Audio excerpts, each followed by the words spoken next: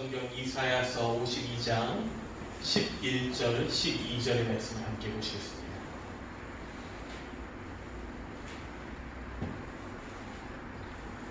오늘 함께 나누실 하나님 말씀 구약성경 이사야 52장 11절 그리고 12절에 있는 말씀입니다.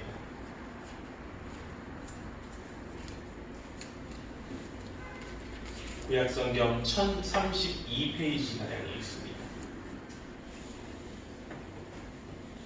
구약성경 이사야 52장 11절 12절에 있는 말씀입니다. 긴 말씀이 아니고 짧은 말씀이니 함께 한 목소리로 합독하시겠습니다. 이사야 52장 11절 12절입니다.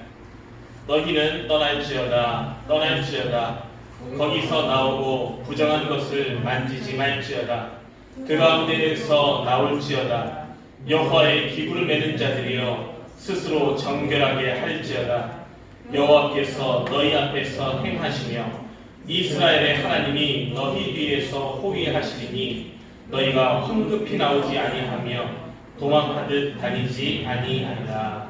아멘. 오늘 우리가 함께 나누신 이사야서 52장 11절 12절에 있는 말씀을 가지고 2월 첫째 주일 하나님 말씀을 함께 나누도록 하겠습니다.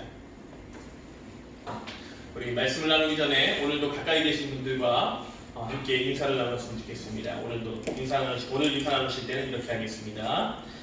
오늘 이 시간 당신의 삶이 변화되길 바랍니다. 이렇게 인사하겠습니다. 오늘 이 시간 당신의 삶이 변화되길 바랍니다. 아멘.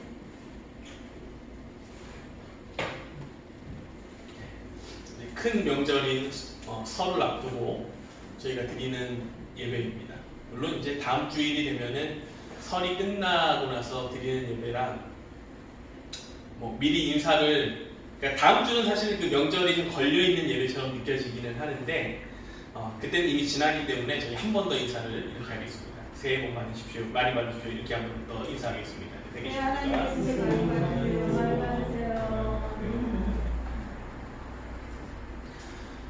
그리스도인들에게는 하나님의 큰 위로하심이 존재를 합니다. 세상의 모든 사람들이 많은 자들 앞에서 이제 위로함을 받아요. 힘들고 어려울 때에 힘내십시오. 또는 격려를 해주기도 하며 부족하고 나약할 때에 무언가 도움을 주기도 하는 여러 가지 것들이 있지만 그리스도인들에게는 그것을 제외하고 또 다른 위로가 있다고 하면 가장 큰 위로가 존재하는데 바로 하나님께서 우리를 위로하신다고 합니다. 근데 이 하나님께서 우리를 위로해 주시는 위로의 핵심이 뭐냐라고 하면 이렇게 볼 수 있을 것 같아요. 죄인이었던 나를 예수 그리스도를 통하여 기꺼이 대신 죄의 속함을 십자가에서 받게 하여 주심으로 인하여서 우리가 예수를 믿기만 하면 죽음이 두렵지 않고 죽음 너머에 있는 하나님의 은혜를 우리가 받아 누릴 수 있다라고 하는 위로함입니다. 그렇기 때문에 담대할 수 있고 어려운 가운데에서도 힘있게 나아가서 살 수 있는 이유 중에 하나, 그리스도인들이 하나님의 자녀들이 다른 모든 세상에 있는 사람들보다 더욱더 큰 위로함을 받을 수 있는 것은 내세에 대한 확실한 약속이 있기 때문에 우리는 사나 죽으나 걱정이 없다는 겁니다. 이 땅에서 하나님께서 우리를 이끌어 주실 것에 대한 감사함이 존재하며 그리고 죽어서도 하나님께서 그 나라에서 영원한 기쁨을 누리게 하실 것이기 때문에 우리는 감사합니다. 우리가 이 위로함을 받아 누리면서 살 때에 그리스도인들이 조심해야 될 것이 한 가지가 있다고 하면은 그것은 하나님의 위로하심을 우리가 더 넘어서 다른 것에 영향을 침범하게 만들어서는 안 된다는 거예요. 꽤 오랜 시간이 흘렀던 것 같지만 한 10여 년 전, 20년쯤 전에 제가 듣기로는 저는 이제 10여 년쯤 전에 들었던 일이 있었습니다. 물론 그 일은 더 이전에 있던 일이죠. 미국에서 한 목사님이 그 성경 말씀을 보면서 독사굴에 손을 넣어도 죽지 않는다라고 하는 그 말씀을 보고 실제로 나는 독사굴에 손을 넣어도 죽지 않는다. 하나님께서 지켜주실 것이다 라고 하면서 실험을 했던 것이 방송에 나왔습니다. 이거를 뉴스로 접하신 분들이 계실 거예요. 실제로 손을 넣었습니다. 어떻게 되는지 아십니까? 물려 죽었습니다. 우리는 하나님의 말씀과 우리에게 정확히 무엇을 전달하시는가는 우리가 깨달아서 알아야 되고, 마치 그것이 꼭 나에게 무언가 특별한 능력과 이 세상에서 뭐 상상할 수 없는 능력이자 기적이자 뭐 체험과 같은 것만이 나타난다라고 생각을 하는데 그러지는 않습니다. 그래서 하나님의 약속을 우리는 잘 기억을 할 때에 나를 구원하신 것이 하나님의 가장 큰 은혜와 기쁨이지, 내가 막 기적을 행하고 이적을 행하고 내가 막 손을 댔더니 막 죽은 병든 자들이 병이 낫고 뭐 이런 것들은 꼭 하나님의 기적과 이적과는 관계없는 것일 수도 있습니다. 물론 또 그렇지는 않아요. 하나님께서 실제로 역사하시는 것들이 많기 때문에.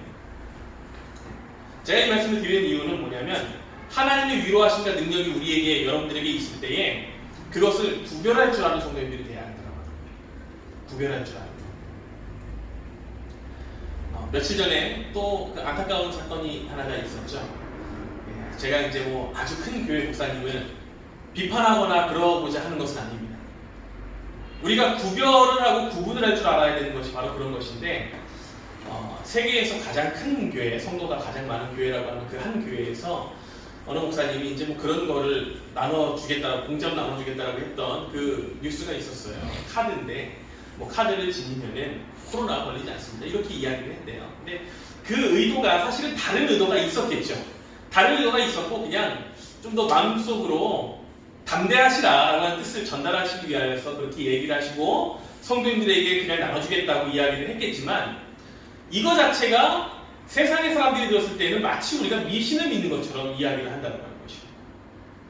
교회에서 뭐 카드 주고서는 카드만 가지면은 코로나 안 걸린대, 이렇게 얘기했다는 거예요. 하나님의 뜻은 절대로 그런 것에 존재하지 않는다라고 하는 거죠. 우리에게 전달해 주시는 하나님의 뜻은 말씀 안에서 우리가 굳건함을 얻고, 또 하나님의 뜻 안에서 인도하심에 따라서 나의 앞길에 하나님께서 인도하시면 기쁨이 있을 거야, 축복이 있을 거야, 연약함과 나약함을 하나님께서 이겨내실 수 있는 힘을 주실 거야 라고 하는 그 모든 것이 하나님의 뜻이지, 우리에게 뭐 카드를 가지고 있다, 뭐 말씀대로 해가지고 뭐 손을 넣었더니 아무것도 뭐 역사도 없고 뭐 죽지도 않고 살아있다, 이런 것이 반드시 우리에게 기적은 아니다라고 하는 것이에요. 그래서 먼저 우리 오늘 말씀을 나누기 전에 우리 성도님들에게 한 가지 제가 당부를 하고 싶은 것이 있다라고 하면, 구별할 줄 아는 우리 성도님들의 삶이 되었으면 좋겠습니다. 믿음과 담대함과 은혜가 무엇인지를 구별할 줄 알고, 가짜와 진짜를 구별할 수 있는 우리 성도님들의 분별력을 가질 수 있는 삶을 살아가실 수 있기를 원합니다. 오늘 이제 말씀을 함께 보시도록 하겠습니다. 이사야서의 말씀에서는 하나님께서 39장에까지 말씀에서 그들에게 잘못에 대한 징벌적인 것을 말씀해 주시고, 그리고 나서는 그 이후에는 회개한 이후에 하나님께서 구원하여 주심에 대한 은혜, 죄가 끝났고 또는 징벌이 끝났고 이제는 축복을 받아 누릴 것이다 라고 하는 그 이후의 말씀이 40장부터 쭉 말씀이 나오고 있어요. 그렇기 때문에 이사야 말씀에서는 오실 메시아 예수 그리스도, 우리의 죄를 대신하여서 고난을 받으신 예수 그리스도에 대한 것이 예표가 되어 있고, 그리고 이 고난 받으신 어린 양 이후로 우리에게 주시는 기쁨이 무엇인지 알게 하고 계십니다. 하나님의 그 말씀은 이사야를 통하여서 결국 그 아들, 순한 하나의 어린 양, 우리를 위하여 대속죄를 되시는 예수 그리스도를 통하여서 우리가 구속함을 받고 부활의 영광을 깨닫고 누리게 된 우리가 이제는 어떻게 살기를 원하게 하시느냐? 우리에게 여러 가지 것을 살게 하기를 원하시지만 그 가운데 오늘 본문의 말씀에서는 이렇게 살기를 원하신다라고 전달을 하고 있습니다. 11절에 있는 말씀에 이렇게 나옵니다. 너희는 떠날지어다. 거기서 나오고 부정한 것을 만지지 말지어다. 그 가운데에서 나올지어다. 여호와의 기구를 매는 자들이여 스스로 정결하게 할지어다. 이 11절에 있는 말씀은 표현 자체가 권장하고 권유하고 권면하고 있는 것처럼 보이지만 사실은 권장과 권유 뭐 이런 뜻이 아니라 더 정확히는 명령에 가까운 하나님의 권유입니다. 부드럽게 우리에게 말씀해 주시고 이스라엘 백성들에게 전달하고 계시고 있지만 실제로 이 내용은 빨리 나와라, 속히 나와라, 벗어나라라고 하는 벗어남에 대한 것을 우리에게 전달하고 계신다라고 하는 거예요. 그냥 또한 이 말씀만 이렇게 딱 보게 되면 어떤 뜻으로 알 수 있느냐? 지금 내가 이 자리에서 떠나야 되는구나. 빨리 정결하게만 돼야 되는구나. 이렇게 생각할 수 있는데 뭐 우리의 몸을 깨끗하게 씻는 것 아니면은 뭐 잘못된 것에서 빨리 그만두는 것 이것만을 의미하는 것이 아니라 말씀은 앞뒤에 있는 맥락들을 다 살펴보게 되면은 하나님께서 우리에게 주시는 교훈이 무엇인지 이사야를 통해서 우리에게 11절, 12절에 있는 말씀을 통해 주시는 교훈인지 조금 더 깊게 생각을 해볼 수가 있습니다. 이사야가 활동하던 시기가 언제쯤이냐? 지금으로부터 2800여 년 전의 전입니다. 2800여 년 전. 우리나라가 2800여 년 전이면은 이 나라가 뭐 이제 삼국은 아예 세워지지도 않았고 그 전이라고 하면 뭐 그냥 우리나라 역사상에서는 고조선 때다 이렇게 이야기를 하는데 정확히는 뭐다 이야기하기가 애매할 정도로 국가라고 하는 개념이 사실 서 있지 않을 때였습니다. 국가라고 하는 개념이 굉장히 나약한 때예요. 그런데 이 당시 2800여 년 전의 당시에 우리나라 주변에서는 뭐 나라라고 할 만한 것을 부를 만한 그러한 특정한 세력이 없었을 때에 전 세계의 중심이 어디였느냐? 아주 간단합니다. 메소포타미아를 비롯한 고대 근동 아시아 그리고 북아프리카 지역 이쪽이 모든 세계의 중심이었어요. 그래서 강대국과 세계의 역사들이 어디서부터 나오느냐? 다 이스라엘의 주변에 있는 그 나라들을 통해서 나오고 있었어요. 바벨론이 나왔죠. 우리가 뭐 쉽게 나왔다 살았던 바벨론이 나왔죠. 뭐 아수르가 나왔죠. 이집트가 애굽이 그 땅 근처에 있었죠. 수많은 강대국이 거기서 드러났다 살았다 막 열심히 전쟁을 하며 싸우는 그 중간에 누가 있었던 거냐? 이스라엘이라고 하는 아주 작은 나라가 그곳에 있었던 거예요. 나약한 나라. 원래는 이스라엘도 강대국이었죠.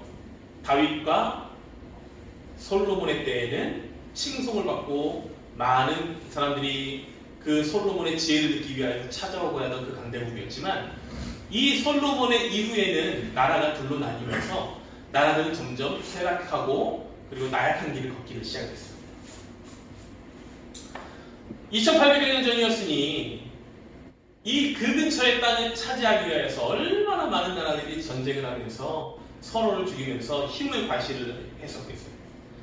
뭐 요즘에도 그렇지 않습니까?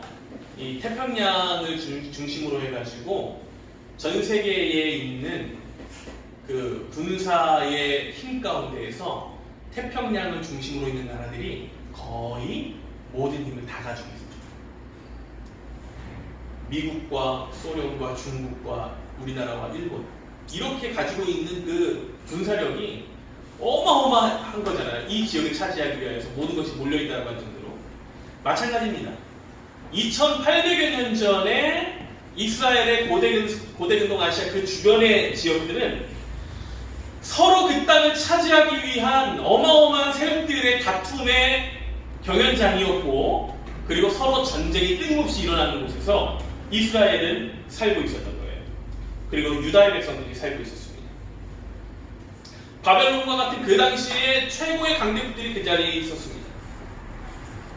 더 정확히 보면 미래를 알 수 없는 장담할 수 없는 그 지역 가운데 이스라엘은 유다의 백성들은 살아가고 있었던 거예요.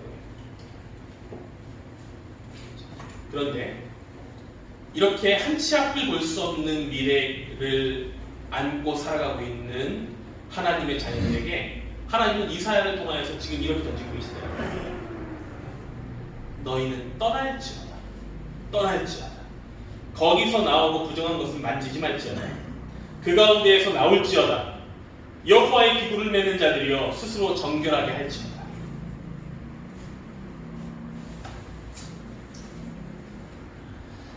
하나님께서 보시기에 지금 이 이스라엘의 백성들은 그러한 상황 가운데 살고 있을 때 정결하지 않았다. 나약했다라고 하는 거예요. 이 백성들이 하나님의 성전들을 출입을 하고 있을지라도 그 마음이 진심이 없다라고 보셨던 것이며 백성들이 회개치 아니하면 심판에 처하게 될 것을 말씀해 주고 계신다라고 하는 겁니다. 그리고 장차 이스라엘 백성들은 그 나라의 주권을 잃어버리고 포로 생활을 하게 될 것을 하나님께서 말씀해 주셨기 때문에 이제 강대국 가운데 포로가 된 이스라엘 백성들은 포로가 끝날 때 속히 뒤도 돌아보지 말고 빨리 나오라라고 권면을 미리 해주시고 계신다라고. 즉 이 말씀은 누구에게 하나님께서 전달해 주신 말씀이냐? 오늘 52장 11절 12절에 있는 말씀은 포로기에서 또는 포로기 때에 태어난 포로기 이후에 태어날 하나님의 백성들에게 이것을 권면하고 계십니다. 돌아온 유다의 백성들아, 하나님의 자녀들아, 죄에서 살다가 죄 가운데 살다 하나님의 자녀로 돌아온 우리들에게도 똑같이 빨리 나올지어다, 떠날지어다 권면하고 계신다. 본문의 말씀을 보시게 되면은 이스라엘의 백성들은 아직 이 이사야의 지금 이 말씀의 시대 때에는 사실 포로가 안 됐다라고 볼 수가 있어요. 포로가 안 되는데 미리 그 미래의 것을 이제 예언을 하고 있는 겁니다. 이스라엘은 장차 바벨론의 포로로 끌려갔습니다. 그리고는 몇 년간 종살이를 했느냐? 70년간. 70년간 종살이. 우리가 숫자상으로 70년 하면 별로 과거 오래전 얘기니까 70년 하면 얼마 안 되는 것처럼 느껴지는데요. 우리나라 생각을 해보면 일제가 강점이 36년밖에 안 됐잖아요. 70년이 아니라 그 절반 정도밖에 36년밖에 안 돼요. 그런데 36년 동안 있었던 우리나라의 문화의 변화가 어떻게 됐느냐? 1945년에 해방을 맞이한 이후에 우리가 지금 이제 75년을 6년이 됐잖아요. 한 70여 년 됐다고 생각해 보십시오. 아직까지도 36년 동안의 일제강점기에 여전한 문화가 남아있는 습관이 남아있어요.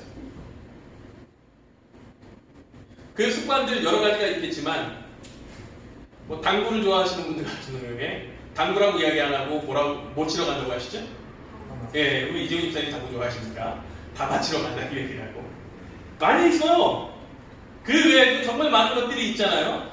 그 이제 바지나 이런 옷 가운데에서 옷감 가운데 이렇게 줄이 이렇게 쑥 들어가서 더 굵은 줄이 있는 거 아시죠? 무슨 바지라고 하죠? 골렘 바지라고 하죠. 얼마나 많습니까? 양파를 어른들 같은 경우는 뭐라고 부르세요? 담아내기라고 부르시고 수많은 단어들이 이 안에 있어요. 우리 안에 있어요. 36년의 기간 동안에 있었던 그 일들이 우리의 문화로 또는 삶으로 스며들어서 70여 년이 지나도 사라지지 않았는데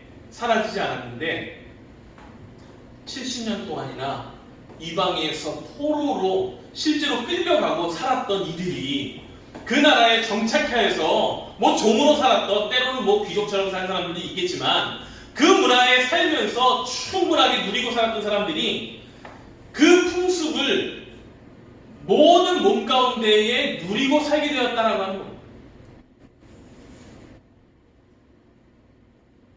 누리게 살게 됩니다. 우리나라에도 그런 일이 있었죠. 일본 사람들이 우리나라에 와서 이 땅에서 태어난 일본인들이 있었잖아요. 해방 때에 그 일본인들이 다시 본국으로 돌아간다라고 하면서 갈 때에 이 나라에서 태어난 사람들은 본국으로 가는 게 아니라 본국을 떠나서 그 나라로 가는 거예요. 본국을 떠나서. 그러니까 이 땅에서의 삶이 젖어 있을 때에 본국으로 다시 살려고 하면 적응하려고 하면 쉽지 않은 거라는 거죠. 문화가 그들에게도 젖어 있는 것과 마찬가지예요. 70년의 세월은 결코 아무것도 아닌 세월이 아니고 이스라엘이 이방의 삶에 푹 젖어 있게 만드는 삶이었어요. 그 안에서 상당한 재산을 모은 사람들이 있을 겁니다. 지위가 보장되었던 사람들도 있을 것입니다. 자신의 위치를 만들며 살아갔을 거예요. 왜냐? 언제 어떻게 해방될지 아무도 몰랐기 때문이죠.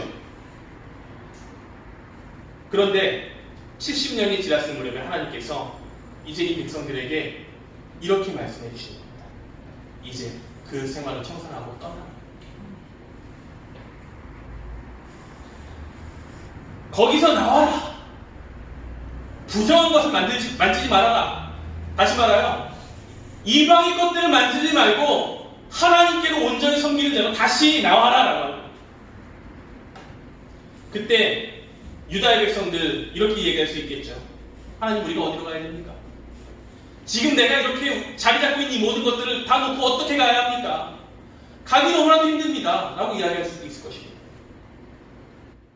70년 전에 그들의 부모와 조상들이 살던 그곳은 이미 그들에게는 70년이 지난 이후에 그들은 고향이 아니었습니다.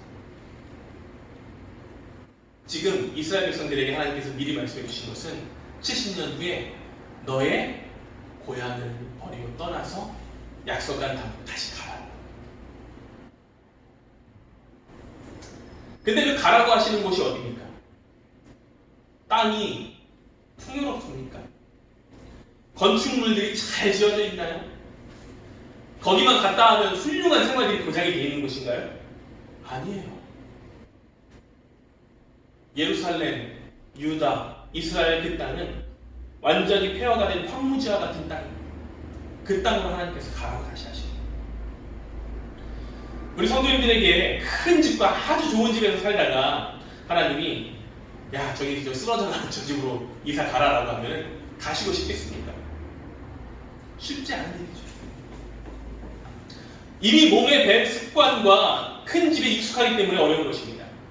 유다의 백성들 또한 당대 최고의 문화권 속에서 포로로 잡혀온 부모 세대를 거치었지만 이제 겨우 정착을 하고 조금 자리를 잡혀 있는 그때에 하나님께서 떠나라고 말씀하시는 것은 다시 고생하는 그곳으로 가라고 말씀하신 것과 똑같기 때문에 쉽게 갈 수 없는 명령을 해주시고 계셨던 것입니다. 만약 이 내용은 또한 이런 말씀들을 여기서 그치면은 아무런 의미가 없는 것처럼 우리가 느껴질 것입니다. 하나님 억울합니다. 잘 살고 있던 우리에게 왜 자꾸 떠나라고만 하십니까? 우리 성도님들과 똑같이 이야기할 수도 있어요. 하나님께서 야, 더 이상 너의 조상들이 살던 그 방식대로 살지 말고 원래 내가 맨 처음에 너희를 만들었던 때 모습대로 살아라. 너희가 하는 건 잘못된 거야. 너희가 가졌던 습관 잘못된 거야. 그 습관 다 버려라 라고 우리에게 말씀하시면서 하나님의 자녀로 살려고 하실 때에 우리 또한 그렇게 생각할 수 있다고 하는 거죠. 하나님, 어떻게 우리가 그 습관을 버릴 수 있겠습니까? 지금까지 지켜온 것들이 얼마나 귀한데 내가 그거를 지키려고 얼마나 힘줬는데 다시 그거를 다시 시작하려고 그러면 어떻게 그 어려운 것을 우리에게 하라고 명령하십니까? 나에게 하라고 명령하십니까? 왜 자꾸 떠나라고만 하십니까? 과거의 습관이 다 잘못됐다라고만 하십니까? 라고 말하면서 우리는 하나님을 원망할 수도 있다는 거예요. 신약의 기록자들 가운데 바울과 사도 요한은 이 내용을 초대교회 성도들을 교훈하기 위하여서 인용하면서 우리가 살고 있는 이 세상을 영적인 바벨론이다, 문화적인 바벨론이다, 신앙의 바벨론이다 라고 비유하며 성도들을 향하여서 또한 고린도 교회 성도들을 향하여서 흩어진 성도들을 향하여서 이렇게 이야기하는 거예요. 여러분들이 살고 있는 이 바벨론은 하나님의 심판에 의해 결국 불바다가 될 것입니다. 그러니 이 세상에 영원히 살 것이 아니니 세상에서 빠져나오십시오 라고 이야기합니다. 결국 우리들에게 똑같이 이 얘기를 합니다. 이 세상이 영원히 살 것처럼 보이는데 우리는 사실 영원히 살 것이 아닙니다. 이 땅에서 영원히 살 것이 아니니까 이 땅에서 영원히 살 것처럼 모으고 악착같이 살려고만 하고 하나님을 섬길 시간에 하나님을 섬기는 것이 아니라 나와 나의 삶을 섬기려고 했던 그 모습을 영원하지 않으니까 벗어나십시오 라고 권면하고 있다. 70년에 이스라엘의 포로된 생활이 벗어나게 하신 것과 마찬가지로 우리들에게는, 저에게는 39년의 시간, 우리 성도님들에게는 각자의 삶의 과거에 있었던 그 시간에서 하나님께서 이제는 벗어나라. 그 과거의 습관에서 벗어나라. 잘못된 것, 부정한 것을 만지지도 말아라. 그 가운데서 나와라. 라고 하면서 우리에게 먼저 정결하게 될 것을 이야기하고 계십니다. 본문의 말씀은 이 대상, 정결하게 해야 될 대상들이 분명히 드러납니다. 1차적으로는 포로로 잡혀간 유대인들이며 더욱 정확히는 그 안에 있는 레위인과 제사장들, 여호와의 기구를 매는 자들을 하나님께서 떠나고 정결하게 하라라고 말씀하세요. 오늘로 우리에게 넘어와 볼까요? 우리가 명확히 죄된 것에서 과거에서 떠나고 하나님께서 명하시는 그 장소로 가고 삶으로 가는 모든 자들은 하나님의 기구를 매는 자들, 여호와의 기구를 매는 자들, 하나님 앞에 나와서 예배를 드리며 시간으로, 말씀으로, 또한 마음으로, 삶으로 하나님 앞에 예배를 드리는 모든 섬기는 우리에게 동일하게 전달하고 계십니다. 그렇기 때문에 우리는 관계없다라고 이야기할 수 없습니다. 옛적 이스라엘 백성들이 광야에서 생활할 때에 성막을 마련하고 거룩한 짐과 성막 안에 있는 것을 메었던 자들은 제사장이 속해 있는 레위지파 사람들이 그것을 메고 하나님 앞에서 먼저, 백성들 앞에서 먼저 걸어갔던 것인데, 오늘의 말씀에서 하나님께서는 바벨론의 포로를 끝내고 광야와 같은 곳인 예루살렘으로 돌아오는 그 맨 앞에 누구를 세우게 하시느냐? 하나님을 섬기는 자들을 세워서 하나님의 성전에 나와서 찬양하고 성전 기물을 만드는 자들을 세워서 그들이 먼저 성결하게 하나님 앞으로 나오게 만들어서 뒤따르는 백성들이 하나님의 앞으로 하나님께 나와 예배드리게 할 그 백성들이 담대함을 가지고 따르게 만드시겠다라는 뜻인 것입니다. 즉 우리가 하나님께 지금의 이 어려운 시대 가운데에서도 하나님 앞으로 나오는 것, 성전 기구를 매는 것, 주 앞에 영광을 돌리는 것을 두려워하지 않고 그 짐을 메고 담대하게 나아감으로 인하여서 우리의 뒤에 신앙의 약한 자들, 하나님을 더 섬길 자들이 따라오는 그 길을 먼저 우리를 통하여 하나님께서 넓혀 놓으시겠다는 것. 아멘. 우리는 지금 이 코로나의 어려운 시대에 살고 있지 않습니까? 참 교회 나가기 어려운 시대, 두렵고 떨리고 혹시라도 뭐 그러한 이야기들이 생길 정도로 무서운 우리 시대를 살아가고 있어요. 며칠 전에 그 정부에서 발표를 했던 여러 가지 것 가운데에 한 가지 중요한 발표 내용이 있었어요. 그 발표 내용이 정부에서는 발표했으나 언론에서는 계속해서 나오지 않고 있습니다. 그 내용이 뭐냐? 교회에서 예배 드리는 것에는 전파되는 것이 거의 없습니다. 교회에서 예배 드리는 것에 그거를 통하여 전파된 일은 거의 없습니다. 한마디로 없다라고 이야기했어요. 하지만 그것이 언론에서는 조명되지 않습니다. 오히려 무엇을 이야기했느냐? 예배를 교회에서 감염됐다 이렇게 예배를 통하여서 그런 것이 아니라 끝나고 성도들끼리 무언가 친목을 다지면서 같이 식사를 했던, 밖에 나가서 차를 마셨던 그러한 일들을 통하여서는 감염될 수는 있으나 예배를 통해서 감염될 게 없습니다. 이렇게 얘기했습니다. 그런데 이것을 우리가 접하면서도 두려운 이유는 지금도 여전히 교회 가서 예배드리면 코로나 걸리는 것 같아. 이렇게 두려워하기 때문이라는 거죠. 그럴 때 우리에게 하나님께서 오늘의 말씀을 통하여서 이러한 담대함을 주실 수 있을 것입니다. 저는 우리 성도님들에게 이제 이러한 담대함을 주실 것이라고 분명히 확신을 합니다. 아멘. 우리에게 그 두려움에서 떠날지어다. 아멘. 나약함에서 떠날지어다. 아멘. 네. 그 부정한 것을, 그 입으로 나오는 부정함을 이제 믿음으로 이겨내고 하나님 앞에 예배드리는 것에 두려워하지 말지어다라고 하면서 우리에게 먼저 너희가 두려워하지 말아라 라고 하나님께서 말씀해 주신다는 거예요. 아멘. 오늘 말씀을 나누시기 위한 성도님들, 두려워하지 마십시오. 아멘. 하나님께서 우리에게 나약함을 주시기 위하여서 믿음과 신앙을 주셨겠습니까? 그렇지 않습니다. 아멘. 우리에게 주실 충만한 은혜가 있고 기쁨이 있기 때문에 하나님을 섬기게 하시는 겁니다. 아멘. 떠나게 하시는 겁니다. 과거의 습관과 세상이 보는 관점에서 떠나게 하시는 이유는 세상이 보는 관점과 하나님께서 우리에게 주시는 축복의 관점이 다르기 때문이에요. 그러니 담대함이 가지십시오. 아멘. 오늘 말씀을 영상으로 나누시는 우리 성도님들께서도 하나님 앞에 나오는 것에 주저하지 마시고 담대함을 가지십시오.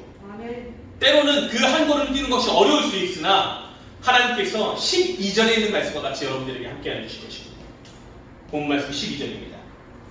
여호와께서 너희 앞에서 행하시며 이스라엘의 하나님이 너희 뒤에서 호위하시리니 너희가 황급히 나오지 아니하며 도망하듯 다니지 아니하리라. 하나님의 말씀대로 떠나고 나오고 하나님 앞에 기구를 매는 자들이, 성전의 기구를 매며 하나님께 예배를 드리는 자들이 두려워하지 않고 나올 때에 우리가 그냥 스스로 성결하게 되는 것처럼 스스로의 삶으로 나가는 것처럼 보이지만 아주 중요한 핵심이 여기 있다는 겁니다. 하나님께서 우리 앞에 행하신다라고 하는 거예요. 아멘. 이스라엘의 하나님께서 앞에뿐만 아니라 뒤에서 우리를 호위하셔서 앞뒤로 우리를 감싸주셔서 두려움을 이기게 하시고 또한 도망치듯이 숨듯이 사는 그러한 삶이 아니라 담대할 수 있고 힘있게 살아가는 그 능력을 우리에게 허락하여 주신다라고 하는 거예요. 아멘. 이스라엘이 광야 생활을 할 때에 성막을 마련하고 거룩한 짐과 성막 안에 있는 모든 것은 이스라엘의 그 지파 가운데 레위 지파들이 했지 않았습니까?